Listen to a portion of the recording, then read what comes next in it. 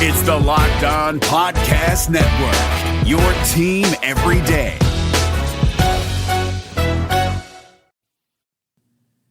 On today's show, Mavs vs. Suns take two. Brendan Clean from Locked On Suns. I'm Nick Engstead from Locked On Mavericks. It's a crossover. We're going to talk about the game from the other night, talk about the game coming up tonight, and then why is everyone overlooking the Phoenix Suns as a championship contender? We'll get into all that on today's Locked On Mavs Suns crossover right now. Network, your team every day.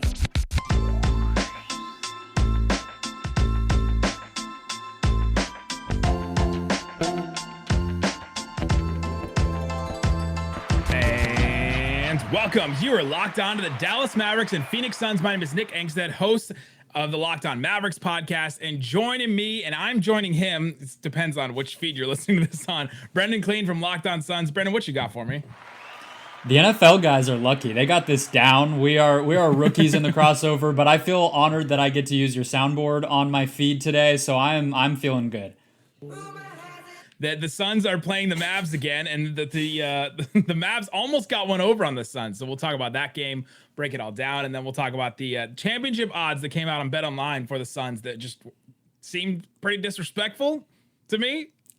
Completely.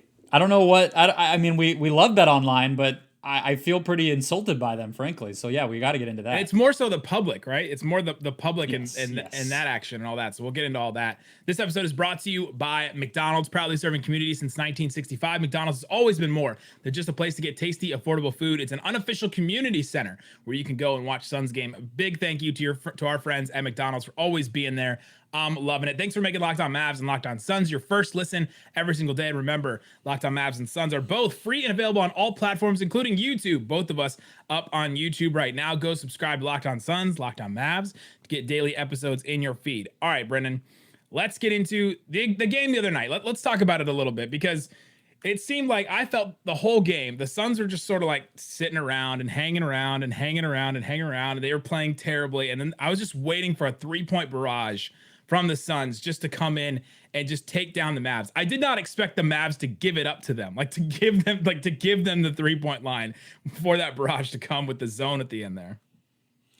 I think Suns fans are probably the same as you in that they knew that would come, but I think that's kind of the playing with the food stuff this year has been disappointing. Wow. I think to Suns fans, where it's like, well, look, I mean, they didn't have Luka. If Luka played, I would not be so disrespectful. I mean, that was a 9-4 team versus a 10-3 team on national TV. I think a lot of people were looking forward to that game. But once you know Luka's not playing, the Suns should look at that one as, okay, we're at home. We have the talent advantage. Let's just go win this game. The fact that Chris Paul has 37 minutes in that game is pretty bad. And obviously Campaign didn't play well as his backup, but you don't want to have that happen. They obviously got the job done when they needed to, but look, I mean, the Mavs, it's such a weird game. It's one of those games where you look back and you check the box score and you kind of have to look at it 2 or 3 times, because you're like, I don't really know how either of these teams outside of Devin Booker, did anything. They all played badly is what it feels like. Obviously it was just a physical game and it was very ref heavy moments, but I think that they eventually just kind of made the shots they needed to make, had 4 or 5 big threes in the last few minutes, and then Devin Booker just starts playing like a maniac and closes things down. Weird game where it was ref heavy. Yes, I'll agree with that. But there was only 20 free throws total taken in the whole game. It was like, where are these fouls coming from? But there were a ton of weird fouls and stoppages and stuff in this game. The rare game where I think both teams were pissed off at the officials by the end. They were just like, nobody got what they wanted. The refs were like, we're right in the pocket, man. We're just hanging out right in that pocket. Both sides are mad at us. Chris Paul's getting upset, all that. All right, so that's really what it was Chris Paul gets called for that. I think he got called for a technical, and from then it was like, it's over. You can't poke the bear like that. That was really what the Suns needed more than anything, and they got it. Yeah, does Chris Paul need that motivation now? Does he just become a player where you're like, on any given night, he's like, I'm either gonna skate through this game or I need something to just piss me off and just get me into this game? I don't know about skating, but you could see at the beginning he wasn't taking shots. He was getting open threes, he was passing up. They were getting him looks. He just didn't want to take them. I think he's not going to do anything until the fourth quarter unless he really needs to, and maybe he didn't feel like he needed to. Hey, he's top 5, top 3 in assists all time. He can do whatever he wants, right? He's good. He's good. earned the right now to just hang out until the end of the game, basically. Man, Devin Booker in this game, I thought also just had some incredible shot making. I was a little jealous. I was like, man, just to have a second best player on a team, or I don't know if you consider him the best player on the team, but to have a second best player that can hit shots like that must be nice. It is nice. I mean, at the very least, look, yeah, like two perimeter players who play off of each other so well, and you kind of saw that, right, where Booker had that hot first quarter. I mean, most of his points, the majority of his points came in the first quarter. He's able to kind of, I mean, you might hope that he had done a little more in the second and third quarters to keep the game in hand a little bit more, but then he comes alive in the last few minutes, makes a big three to close things out, has that ridiculous layup. I wouldn't even say over Kristaps Porzingis, but around him. It was and kind almost of like under, right? Like it was under yes. Porzingis, and you're like, how? How did he get that off? I think it was payback because Porzingis had that jumper just right over the top of Booker. So he's like, all right, you go over me. I'm going to go under you, and we'll see what happens. But yeah, and then, CP makes basically just enough shots to keep the defense honest, get to the free throw line a little bit, has that dish underneath to Ayton, and that's really all that they needed. But look, KP played well too. I think he was, to me, he was out for a few games and I haven't caught a lot of him, and he's more featured now with Luka out because he has to be, but he was impressive to me. I think it was a career high in assists, and they were kind of running stuff for him more often than I remember them doing all the time, and he just looked pretty fluid, which is not something I would always say about him. I don't know. Was that out of characteristic, or was that fairly normal for his season so far? Yeah, no, the moving, the fluidity, all that, especially on the defensive end, has been way better this season. And that's sort of been the big difference for the Mavericks, is that they can play Kristaps Porzingis at the 5 and it be their best lineup. Whereas last year it was like, you're still hemorrhaging points at that point. You're still a really bad defense if Porzingis is your only big man out there. You're playing with some wings, and then like Tim Hardaway Jr. and Josh Richardson, who are not doing well. Richardson didn't do well on defense or anywhere last year at all. But if that's your lineup, then your defensive lineup is just really bad. And so this year it's been a little bit better on that end. But in the pick and roll and in like dribble handoffs and all that kind of stuff, that's where he got I think all of his assists came in dribble handoff situations. But those kind of actions have been incredible for the Mavericks this year. It's just the stuff they try to do at the end of the game, where they try to post up, they get the switch, and you're like, hey, you have a mismatch against Mikal Bridges. And I'm like, no, you do not. That is not a mismatch. Not really. That one play where Bridges like goes kind of over the back, but it hits the ball. Neither of them left their feet, and they both had their arms extended as high as they could, and Bridges was right there with Porzingis because his arms are so long. He's such a freak, and it's crazy. I mean, you talked about the kind of them hitting the shots that they needed to at the end. I mean, he, I think, was literally had a donut heading into the fourth quarter, and then you probably came away from that game thinking, damn, he was probably like one of the 3 best guys on the floor tonight. It doesn't make any sense how he can flip that switch and he's able to make an impact without scoring the ball. I mean, Suns fans want him to probably score a little more than he has, but in this game, with how physical and weird it really was just some of those late plays. But yeah, I mean, look, if it's all in the dribble handoff, who cares? As long as he's using the gravity that he has and the attention that he's going to get, and he's able to pick out players and cutters and find shooters and all that. I mean, I was pretty impressed. I mean, it was probably the best 7 of 20 night that I can remember in a while. Like, I felt way better than that, didn't it? Yeah, no, it did. He's just had some games more recently, like the last 3 games or so before this. Porzingis has been awesome. Like, he had, a couple 30-point games. He's just had these nights where he's just finishing really well. With Luka, obviously, and so it changes it. But yeah, his gravity is insane. He airballs a 3 really badly, and Ayton's the next play still is like way outside the paint, guarding him at the 3-point line. And you're like, dang, that guy has some respect. I want respect as a shooter the way that Porzingis has. It's like, I don't know if he's earned it, but he's definitely getting it. What do you expect in the game tonight? Because for me, the Mavericks aren't going to shoot 50% from 3 again. The Mavs have not shot well from 3 at all this season. I think they've only shot over 40%. This is now 4 games, I think, maybe 5 total that they've shot over 40% from 3. The rest of them have been just, god awful almost. But what do you think? What are you expecting in this game from the Suns?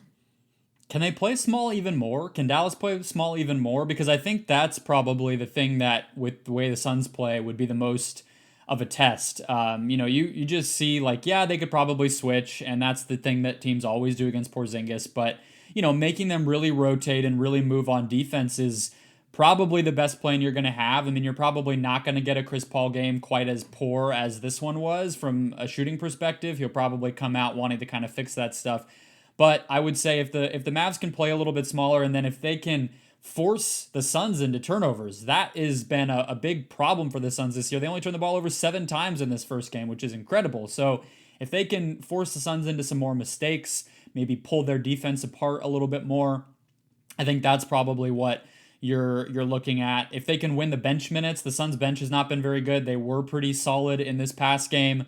Reggie Bullock didn't really make shots. Maybe that changes, but look, Luka's doubtful, right? So it's gonna be an uphill climb. But I think anything's possible. I mean, these teams always have insane games, so I'm ready for anything. Yeah, I don't expect Luka to play, and there's a lot of things to look forward to in this game tonight. So coming up, let's get into the Phoenix Suns. We'll talk about this team so far this season, what the big difference has been for the Suns so far this season, and we have to talk about those championship odds. We'll get into that coming up. But before we do, let me tell you about Prize Picks. Prize Picks is the best NBA daily fantasy prop game on the market. They offer more NBA fantasy props than anyone else on the market. Any other daily fantasy prop operator, they offer the superstar players as well as the bench players. You can go ahead and go to prizepicks.com. You can sign in, you can get started, and you can pick over under for points in a game. Let's see, they got a couple that are starting tonight, so you won't be able to get these, but Jimmy Butler over under against the Washington Wizards, 20.5 points. So you can pick that one, and you can pick Bradley Beal over under 23.5 points. If I pick, let's say let me go over on Jimmy Butler. He's kind of on one right now. Bradley Beal, maybe he comes back after that really bad shooting night the other night. I put $20 down. I could win $40 if I bet on that right now. If I go ahead and put $100 down, I win $200 on that. So go and check out Prize Picks. You can put down some money. You can do NBA and NFL at the same time. They have all kinds of stuff at Prize Picks. So go check it out. Use the promo code NBA, and you will use the promo code NBA, and it will match your deposit up to $100. So you deposit $100, they give you $100 to use. Prize Picks, use the promo code NBA. All right, Brendan Clean. Let's get into the Suns. Let me ask you some questions about these Suns. So this season, what's been the big difference for you? I think the backup center role has kind of been the one thing that I've heard you talk about on the show that has been a difference. JaVale McGee was actually really good in the game the other night against the Mavs. He seems to be a definite, I guess, upgrade. And there have been times when Frank Kaminsky's had good nights, but Dario Saric has been out. Has that been the only big difference? Because the starting lineup is like just the same as it was last year. Yeah, exactly. I mean, that starting lineup was one of the best lineups by the end of the season in the entire NBA. They play together a ton. They were on the floor together to close every single playoff game for, 24 games in that postseason. So that's somewhat of a known commodity. And I guess there's one part of that I can get to in a second, but you're right. The biggest thing has been the bench. It's not only, having that backup center, and Dario Saric is still out, remember. He tore his ACL, and he is not even a part of the rotation, but they signed JaVale McGee in the offseason. They get Frank Kaminsky back, who's been playing, as he always tends to do somehow, way better than anyone expects. So that's been a big sigh of relief, but also... I just think no one expects anything from Frank Kaminsky. So if he does anything, it's already over expectation. It really is, but the entire NBA seems to just not value him, which is kind of crazy. Maybe that changes finally this year, but the dude's on the floor in a game 6 of a finals, and teams are like, no, we're not. We're okay. We're not messing with that anyway. But no, I mean, it's also just that they added Landry Shamet, who they traded for on draft night and then extended. They're integrating Abdul Nader, who has been respectfully a disaster. So that's been kind of bad. I don't know if that can be respectful. Respectfully, yeah. I don't know if you can call it respectfully a disaster. But it's just been fun to kind of see how that bench works. And I think it has the potential to be really good. I think there's some players on that second unit who we might see close games in the playoffs if they can figure out some lineups that work.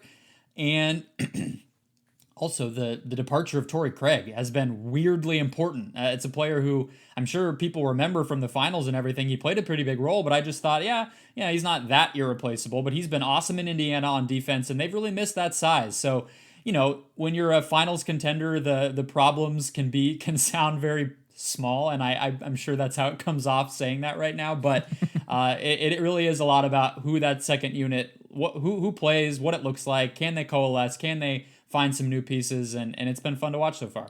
What's the next step for the Suns team? Where do you think do they have another step to go? Are they just the team that they were going in the finals? That's the best that this team can be, or is there a step Ayton can take? Is it shooting for Ayton? Is it another step for Devin Booker as a playmaker or something? What's the next step, do you think, for this team? Let's say they take another step forward. What is it?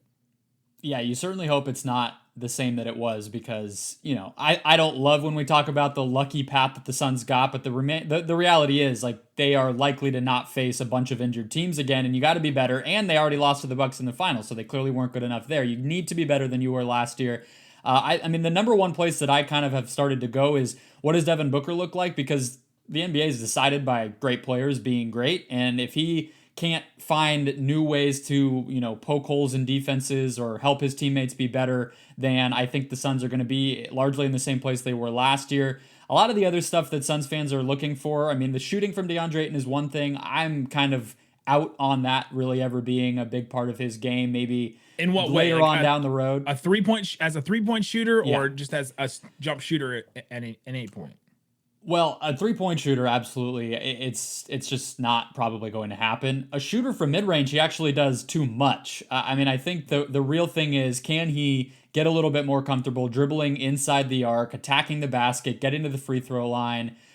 Just not anything complicated. He doesn't need to be Nikola Jokic out there, but I think we just want to see him be able to, this Mavs game was a perfect example. How many little baby hooks and fades did he miss in that first half because he just wasn't absorbing contact? And it's not exactly like Boban was out there, right? I mean, the Mavs are guys he should be able to take advantage of. He's bigger than them, and he just doesn't do it. Even if Boban is out there, I feel like it's fair. Boban it's fair. I mean, you can slip by Boban like pretty easily, I think. Well, I don't even think, but to be fair, like, I don't think Ayton actually could. He's not really a slip by type of player because he can't really handle the ball like that. So that's what I think the next, maybe more reasonable step is. Like, Booker might get 5% better this season, but Ayton and Bridges together have the potential to get, 20, 25% better, really take somewhat of a leap. And we haven't really seen that so far, but Ayton did miss some time, so we'll see. And I think that's where Suns fans are looking. If those guys can be a little bit more reliable as third and fourth options, maybe you don't have to rely on Booker and Paul. Maybe those guys don't get hurt like they both did last postseason. Let's go ahead and look at these odds from BetOnline. So we tweeted them out today. If you want to go at Lockdown Network, go ahead and follow that account. They just updated these today, Thursday, November 18th, as we're recording this. Brooklyn Nets, plus 275. They are the overall favorite to win the title. They didn't get scared off from the beatdown that the Warriors gave of the Brooklyn Nets. They stayed with Brooklyn as the leader to win the finals. Then the Warriors plus 575 after that. Lakers plus 700, Jazz plus 800, Bucks plus 900, Miami Heat plus 1,200, and then the Phoenix Suns plus 1,400, all the way down there. Like, their odds are they have basically, like, the Lakers are basically twice as likely to win the title as the Suns are right now. And okay, I understand how, betting works and things like that. The Lakers are just always going to have inflated odds on anything. They're always going to be a little bit higher than everybody else because money comes in for those teams. So they're just going to put them up there. So they're on the graphics. So they're on the, the first page of the board and all that kind of stuff. We understand that. But to have it that much higher than the Suns means that the Bucks seem to have the Lakers as a better team, like a team that's more likely to win the finals. Like that seems ridiculous to me. That one is obviously the one that jumps out. I mean, I think that team is 500 right now. They have done nothing to make people feel good about them really at all. LeBron is now in his third or fourth straight season where he's missing considerable amount of time with injury. So I'm not really sure what a bettor would look at the Lakers and want to invest their money on them. I personally would not give my hard-earned cash to anybody to say that the Lakers are going to be great this season. The one that jumps out to me, though, is the Jazz. Because, like, you look, the Nets haven't necessarily been in the finals, but a lot of their, KD has, Kyrie has, Harden has been very close. The Warriors, the Lakers, the Bucks, the Heat, these are all teams in the past, 2 or 3 seasons who we've seen compete for titles. But what in the world are the Jazz doing up there? They have not even made a finals. The Suns just did that, and the Jazz are 2 or 3 spots higher than the Suns. And the Jazz are not a sexy name that you would want to put up there if you're BetOnline just to juice up some betting. So that seems to me that people genuinely think of them that way, and I have no idea what has happened that would make anybody like super excited. They're not even very sexy this year. They didn't do anything different. Like they didn't add a bunch of talent. I don't get that one at all. You're not a fan of the Rudy Gay, Hassan Whiteside bench that they added to this team? Can't say that I am. I mean, I think if I didn't bore people to sleep talking about Landry Shamet, then I think Rudy Gay is the logical next place to go. Like they just, similar to the Suns, they're kind of just hoping that what they have works, but it hasn't worked so far. So yeah, it's been a weird thing I've been talking about on this show all off season and then into the season is like the Suns are just hanging out down around the middle of these kind of championship tier. I'm sure they're thrilled. Like they don't need the pressure. They don't need the scrutiny any more than they've already had it for off-court stuff. So I don't know, but I hope that they rise. Like we were talking about before we hit record, like literally they have won 10 straight games. What else could they possibly be doing to prove to people that they're a good team? That it wasn't just that their odds were lower than the Lakers and Jazz. It was that they were so much lower than these other teams. Yeah, it doesn't make any sense to me. Like you said, like half as likely by BetOnline's odds to make the finals or to win the championship compared to the Lakers and the Jazz. They're closer to the Nuggets than they are, which I think the Nuggets are pretty good, but they're closer to an injured team than they are to the top tier of the league. Yeah, they're closer to the Clippers, who have the same odds as the Nuggets, and then the 76ers have they're closer to the 76ers than the Suns are to the Lakers. We got to talk to these guys. Sense. Make it make sense. I don't understand. All right, coming up, let's talk about the Dallas Mavericks. We're going to get into it. Luka Doncic out, but what is this team? I'm sure you have lots of questions about Jason Kidd, as do I. We'll get into all that coming up. But before we do, let me tell you quickly about Built Bar. It's a protein bar that tastes like a candy bar. They're absolutely delicious. And right now, you can go get the best flavor that exists right now. This coconut brownie chunk. It's available again right now. I ate one today. It's not here anymore because I ate it. It's gone. But 150 calories, 15 grams of protein, 7 grams of sugar. You can get it in a bar that has actual brownie chunks in it, which is the thing that they add that makes this bar different than any other, but still only 7 grams of sugar. They give you just the little taste. Instead of like a whole ass brownie, they give you just like the little bits on the top in a protein bar. It's great for a snack. It's great to tide you over between meals. They're absolutely great. Use the promo code LOCKED15 to get 15% off at built.com on anything. They have vanilla cream as a new flavor right now, coconut almond, peanut butter brownie. The protein balls are back. So if you are gluten-free, dairy-free, grain-free, you can go ahead and get those too. You can go and check those out at built.com, promo code LOCKED15. All right, Brendan Clean, let's get into it. Let's get into the Dallas Mavericks. I asked you about the Suns. Now, hit me with your Mavs questions. And you're not allowed to ask anything about Jason Kidd because I don't know the answer. You don't have any answers for me. Okay, what I really want to know, and this is a weird place to start, is... Okay, I'll ask him a specific question, and then I'll make it into a bigger question because I don't want to spend too much time on this player. But why do Mavs fans just, like, absolutely hate Willie Cauley-Stein? You didn't watch him in that last game? Because man, that last game was just a complete... It represented everything that Willie Cauley-Stein has been this season, where he just came out I love the box score. And was just a body and didn't do it. Yeah, his box score, 8 minutes, 8.5 minutes played, a -8. He fouled, had a turnover, 1 rebound. That was it. 1 shot attempt that he missed, which is a layup that he missed.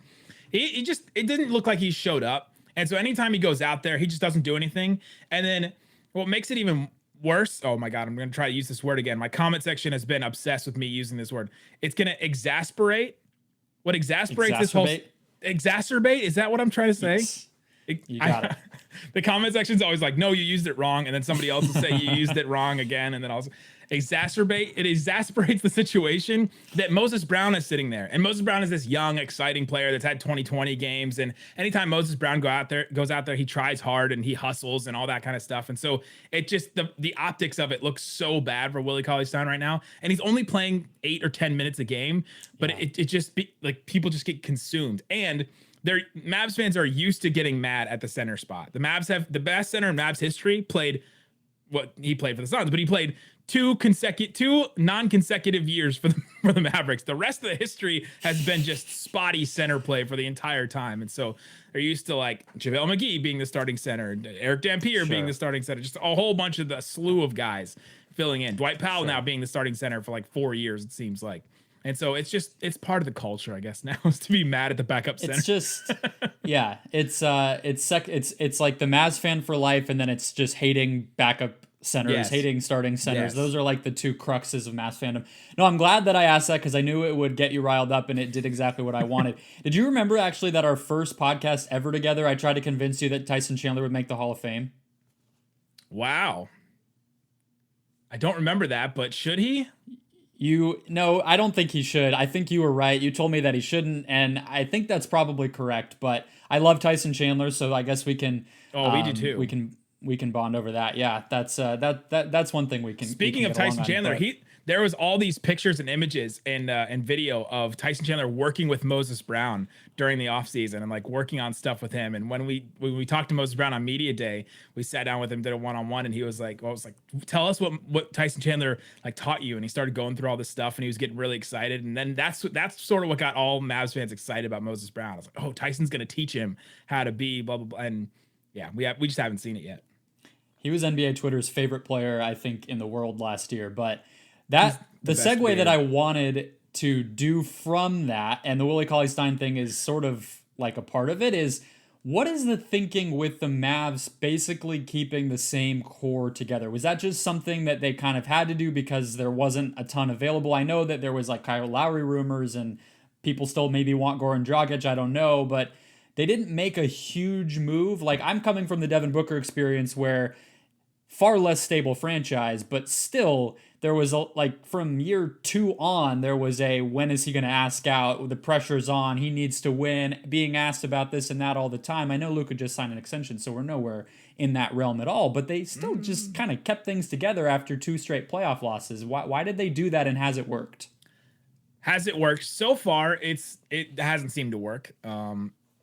There's a bunch of different issues, right? Like there was okay, we can convince ourselves that those losses against the Clippers were so close against a team that was so good that we're right on the precipice. If we have just a little bit better of a regular season, maybe we don't play a team as good as the Clippers anymore, and then where our path to the finals is easier, like the Suns was so easy. No, I'm just messing. And then they get to the finals, right? Like maybe they go on a run like that. So you talk yourself into it that way. Then, I mean, the Mavericks didn't have like draft picks to trade because the Porzingis trade messed it all up, right? You have those draft picks, and you trade 2 draft picks for a player, and then all of a sudden you can't trade draft picks for like 5 years almost because you can't trade consecutive picks and all that. And so there's the amount of moves the Mavericks could make were limited, and then they really wanted to bring back Tim Hardaway Jr., and so a lot of that cap space was taken up by him because he had a $28 million cap hold. And so they're like, all right, either we have to sign him to this deal or we hold on to this cap hold, and then we just don't have any cap space anyway. And so they re-signed him. And then the Kristaps Porzingis situation, his value seemed to be so low at the end of last season that there's just no reason for them to trade him at that point because they just wouldn't get anything, right? Maybe they just get off of the deal, and then all of a sudden that's $30 million off, and they send a future pick to the Thunder or something, right? And then all of a sudden, sure. Yeah, and do it that way. But and then you have even fewer picks, and right, you're worsening that problem. Yeah, you have fewer picks, you have no talent, you have nothing to show for that Porzingis deal that they tried, and so then there's that situation, and then. The big move they did make was the front office and the coach. There was, at the end of last season, there was 3 things that we were like, all right, there's 3 players right now in Porzingis, I just flipped you off, Porzingis, in Rick Carlisle and Donnie Nelson. And you were flipping Porzingis off. You said it right when you said Porzingis, so we'll go with that. And Isaac and I were like, all right, they're not going to keep all 3 of these guys. I should be doing the German 3. Maybe that's better. They're not going to keep all 3 of these guys. But what happened was they fired Donnie Nelson. Rick Carlisle was, quote unquote, left on his own terms. And then they kept Porzingis. So we're like, okay, that was the move that they make. So they overhauled the front office and the coaching staff that hadn't been changed in. I mean, Donnie Nelson been there for 20 years, Rick Carlisle 13. So that was the big move they made. They and the whole offseason, they kept telling us, well, it's going to change because of culture and chemistry. Culture and chemistry is going to be so much better this season. That's where we're going to improve. And Porzingis, oh my gosh, I haven't done this in weeks. His first healthy offseason in a long time. Is that a drinking game? It's a drinking game. Every single time we say that Porzingis is first healthy offseason in a long time, you have to take a drink. But that was the reason why they didn't make any big moves, whether it was right or justified or not.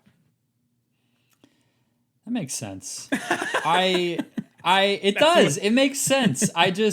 I think like it honestly what it is, I think is like our NBA fan brain are all so broken where when a team with a superstar just sort of like runs it back, we're just like, we're like the Kevin in Home Alone. Like we're like, what are you doing? Like so that was that's it all is sound reasoning, and they were pretty good the past 2 years. It's not like if this is an awful team that's just like running into a glass window trying to get out over and over. But comparing the the Mavs front office to the Wet Bandits, doing the exact same thing over and over again and expecting different results. Yes. That's a pretty Who's good Kevin analogy. then? Is it Luka? Yeah, right. Yeah, or us. in that metaphor. Yeah. Yeah. My last question is, Tim Hardaway is the what best player in the NBA? I think he's perpetually underrated, and he was incredible in the playoffs, and I absolutely love watching him. He was not awesome on Wednesday night, but he's the what best player in the league. I'm gonna insert a word into your sentence. Tim Hardaway Jr. is either on any given night like a top 50 player or like a bottom 50 player, right? Because he just gets hot some nights, and when he gets hot and he hits like 5 threes in a game, the Mavericks can't lose. It's one of these things if Luka's playing, obviously. But if he gets hot and hits threes, then it's a different ball game for the Mavericks. It opens up so much stuff. It adds, more pressure on the defense in a bunch of different ways. He can hit those shots where he kind of dribble handoffs, or he just pump fakes and steps in and hits a long 2. He can do a lot of things. But if his jumper is not going, he's not a guy driving to the basket and doing a lot of stuff like that. He's not that good of a passer. He's obviously not that good of a defender, which was something we were confused about at the end of the game, where they had Tim Hardaway just like, you shadow Booker. The end of the game, you just shadow Booker the entire time. We're like, why is that with Bullock and Dorian Finney-Smith out there? Why is that the game plan? But so he's not that good of a defender either. But when he's hot and he's on, man, he gets flaming hot.